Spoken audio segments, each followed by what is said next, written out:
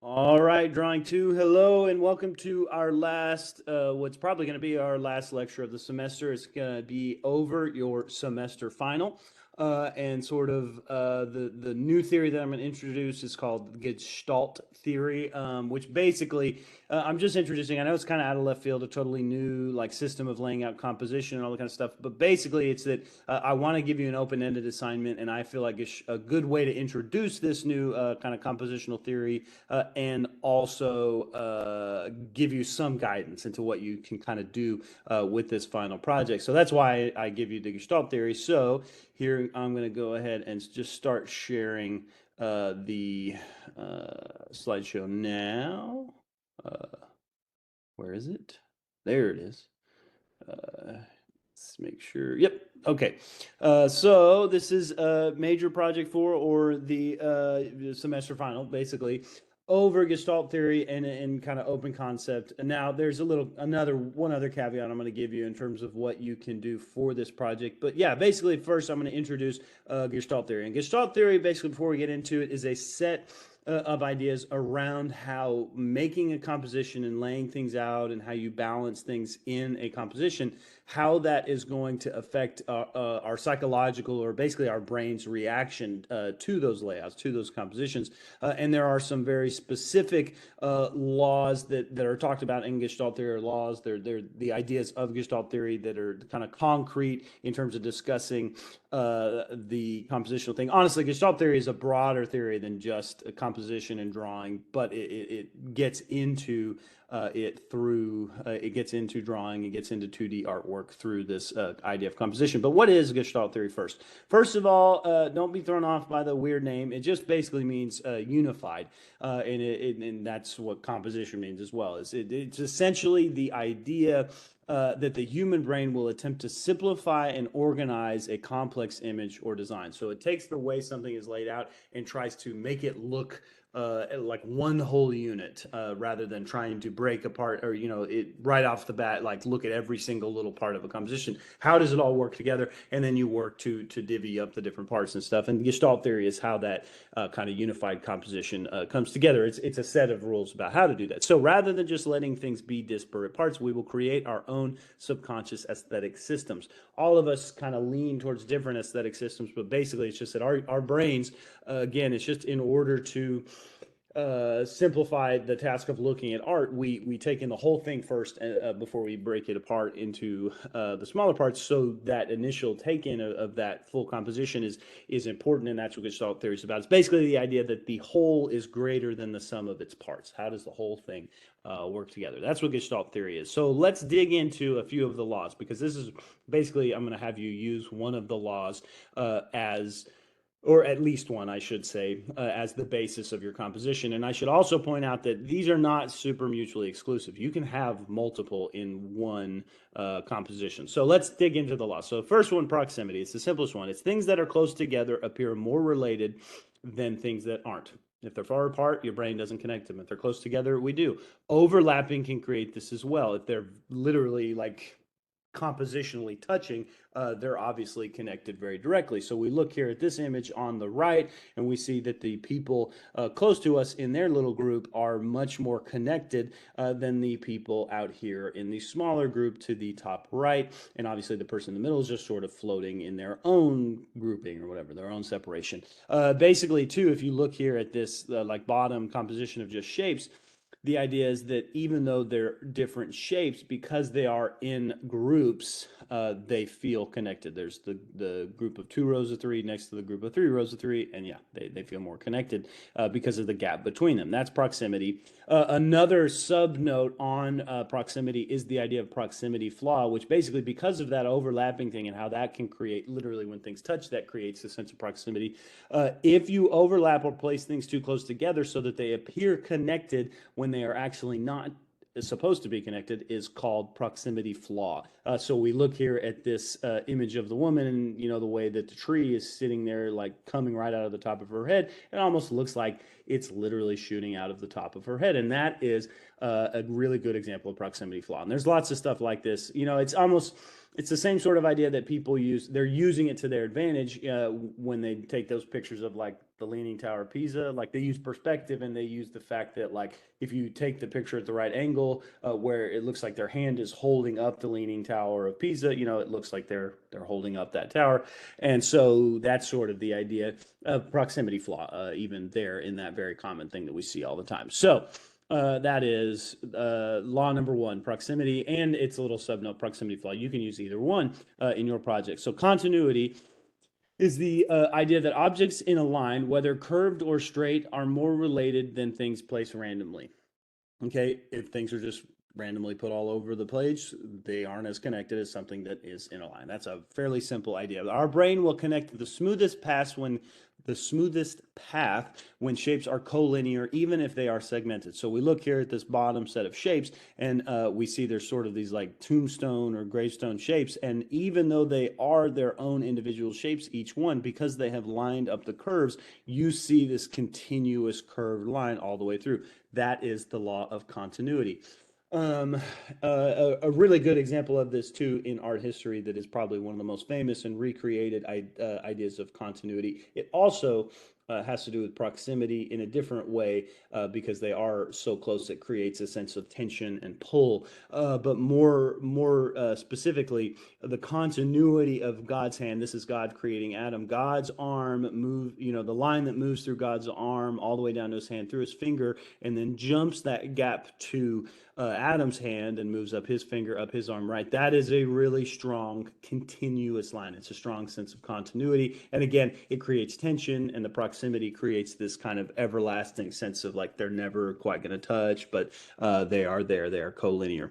Anyway, that's continuity, rule number two. Similarity. Things that are similar tend to appear as grouped together. Even if they are actually separated, they are more grouped together than things that are different than them that are closer, right? So basically, even if things are grouped by proximity or continuity, when we add in the additional layer of grouping by color, shape, texture, or other visual stimuli, we call this similarity. So here, we obviously have the proximity groupings that have appeared, but here you can look and see this group of blue tops. I'm not even sure what that gets, are chairs of some sort. This group of blue chairs, even though there's a gap between it and the other blue chairs, they're more connected to those blue chairs than they are to the black chairs right behind them that they literally overlap. This is due to similarity. Now, if you go with proximity, they each have their own groupings because of the gaps between the stacks and all that sort of stuff. But yeah, basically we have the blue, we have the black, we have the green based on similarity. Sorry, I keep accidentally hitting this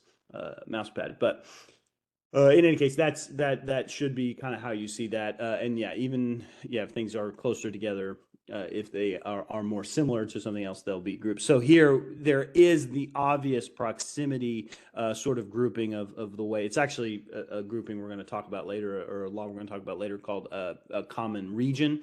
But even though this is common region, we see these three rows together, we see these two rows together. If you think about, okay, but what about the similarity? Well, the two red rows actually are a connected group.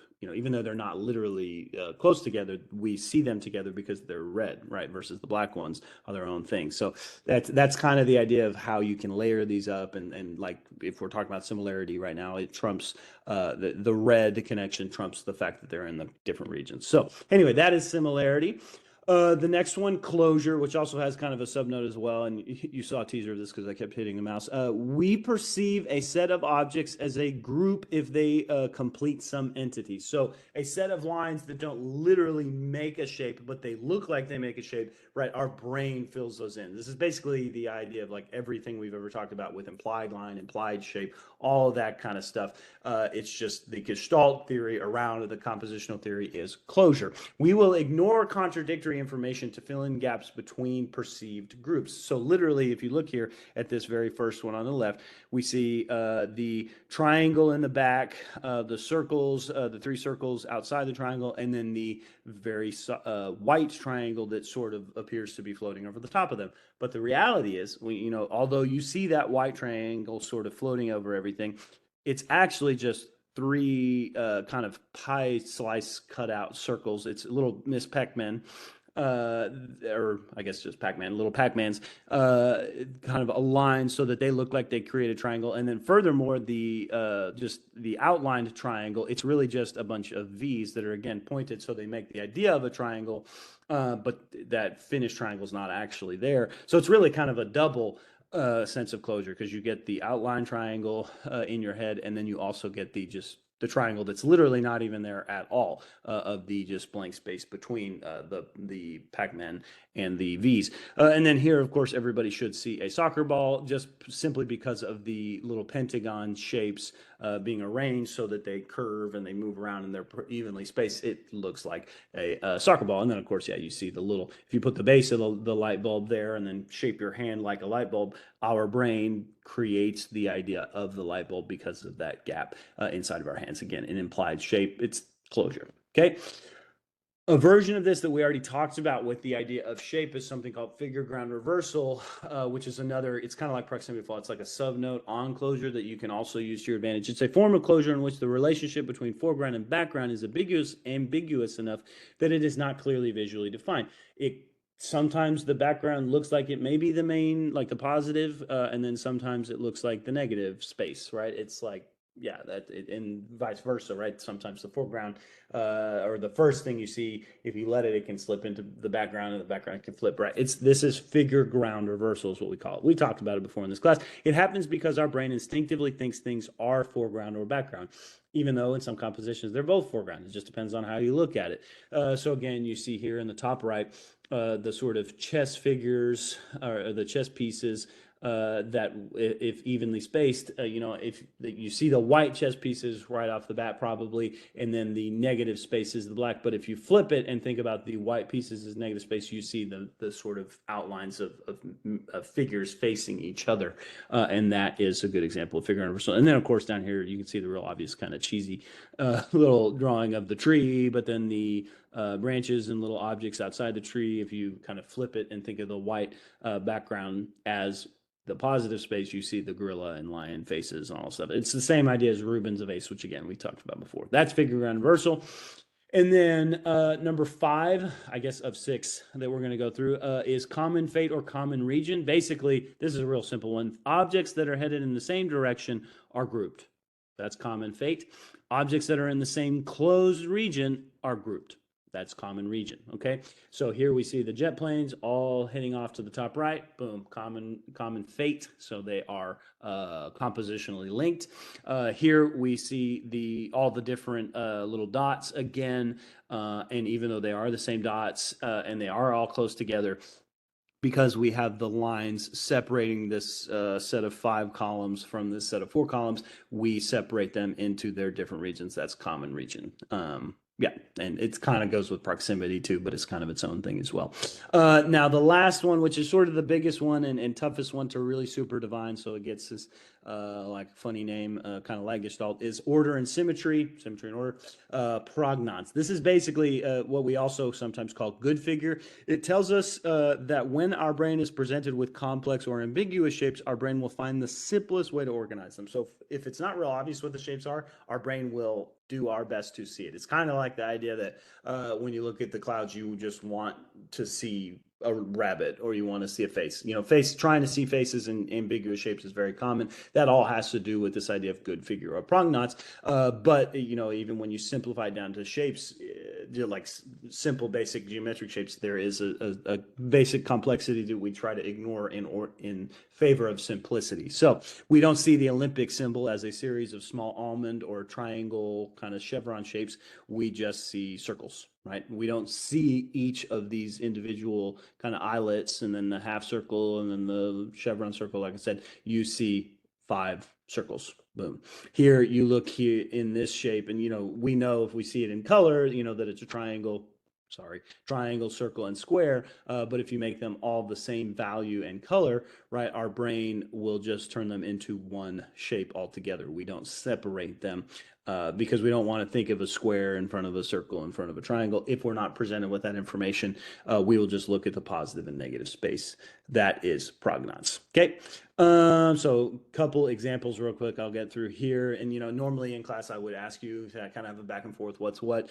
Here we obviously see a little bit of proximity because of the different groupings, but also most commonly we see common fate, right? Because everybody is headed towards the bus. In this one, we see mostly proximity and one, person sort of defying that proximity grouping right there. Or you could also call it common region again, because they're also sort of outlined by the space on the wall below the whiteboard. And then everything else on the wall, the writing is inside of its own region. The little pictures are in their own region. So I'd almost say it's more common region. But at the same time, yeah, we have one sort of defying this. So it's another thing to think about. You can always make a predominant Gestalt rule, but then like defy it in and of itself, like kind of like those like subsects we talked about. Here we have similarity, right? That this one, again, this is almost one of those that defies it. But it depends on how you look at it. You can see all the just like striped sets of fence, right? And if you just think of it as striped fence, the whole thing is one solid group going across the page. But if you go by color, this one in the center sort of stands out as different. So it separates these two into their own similarity groups. Or maybe we see these as more similar and then this one's different, right? All that kind of stuff. It also, again, common region. Once again, it's all separated. Here we have, I would say this is probably prognance because we don't separate it into all the different little arches and lines. At first we see right off the bat, we just go one curve up to the top curves and then back down. There is like pretty much all of them in these examples, you get a little bit of common region because of the way that the shapes are all very closed. You also can get closure in a way, right, that they're all sort of like stuck together.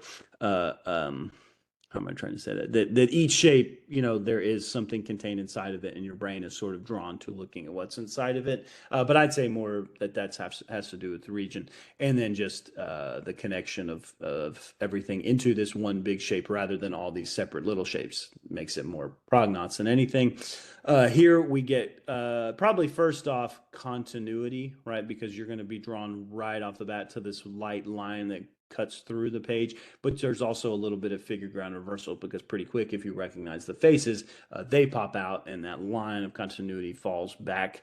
So good example of like kind of doubling up and seeing different things depending on which sort of the rule you think of first.